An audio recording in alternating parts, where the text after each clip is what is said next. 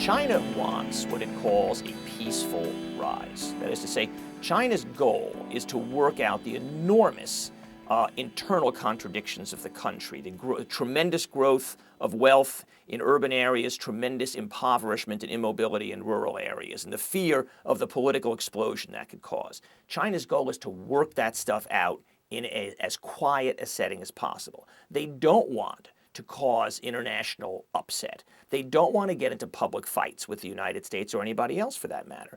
Nevertheless, their political values are profoundly different from ours. I don't think we can have much expectation of changing China's internal political culture. What I think is a really complicated challenge, though, is that China, much more than Russia, has a kind of exportable model. That is to say, they too have something to promote, but it's not democracy. It's capitalist, it's autocratic capitalism. Russia doesn't feel that way because it doesn't seem to have a system. What they have is a lot of oil, which just keeps their coffers refilled.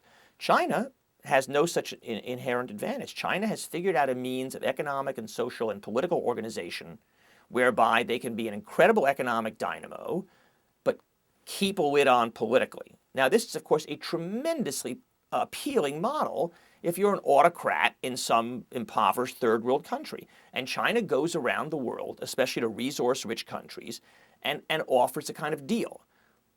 You allow us to have a lock on your oil, a certain amount of your oil. So we have a guaranteed amount at a guaranteed price. We, in turn, will give you concessional loans and grants. You, in turn, will use those funds, turn around, and pay Chinese construction and engineering companies to build your infrastructure.